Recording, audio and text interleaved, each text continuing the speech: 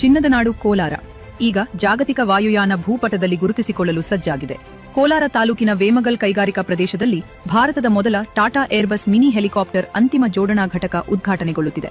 ಸುಮಾರು 16 ಎಕರೆ ವಿಶಾಲವಾದ ಪ್ರದೇಶದಲ್ಲಿ ನಿರ್ಮಾಣಗೊಂಡಿರುವ ಈ ಘಟಕದಲ್ಲಿ ಜಾಗತಿಕವಾಗಿ ಅತ್ಯಂತ ಜನಪ್ರಿಯವಾಗಿರುವ ಏರ್ಬಸ್ H125 ನಾಗರಿಕ ಹೆಲಿಕಾಪ್ಟರ್ಗಳ ಜೋಡಣೆ ನಡೆಯಲಿದೆ.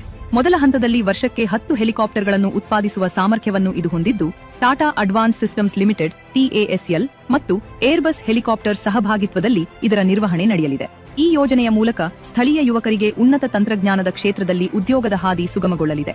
ಇದು ರಕ್ಷಣಾ ಮತ್ತು ನಾಗರಿಕ ವಿಮಾನಯಾನ ಕ್ಷೇತ್ರದಲ್ಲಿ ಭಾರತದ ಸ್ವಾವಲಂಬನೆಗೆ ದೊಡ್ಡ ಶಕ್ತಿ ತುಂಬುವುದಲ್ಲದೆ ಕೋಲಾರ ಜಿಲ್ಲೆಯ ಆರ್ಥಿಕ ಮತ್ತು ಕೈಗಾರಿಕಾ ಚಿತ್ರಣವನ್ನೇ ಬದಲಿಸಲಿರುವ ಐತಿಹಾಸಿಕ ಮೈಲಿಗಲ್ಲಾಗಿದೆ. ಮಾನ್ಯ ಪ್ರಧಾನಿ ಶ್ರೀ ನರೇಂದ್ರ ಮೋದಿಯವರ ಸಮರ್ಥ ಆಡಳಿತದಲ್ಲಿ ಕೋಲಾರ ಈಗ ಕೇವಲ ಮಣ್ಣಿನ ಕೆಳಗಿನ ಚಿನ್ನಕ್ಕೆ ಮಾತ್ರವಲ್ಲದೆ ಆಕಾಶದಲ್ಲಿ ಹಾರುವ ಅತ್ಯಾಧುನಿಕ ತಂತ್ರಜ್ಞಾನಕ್ಕೂ ಹೆಸರುವಾಸಿಯಾಗಲಿದೆ.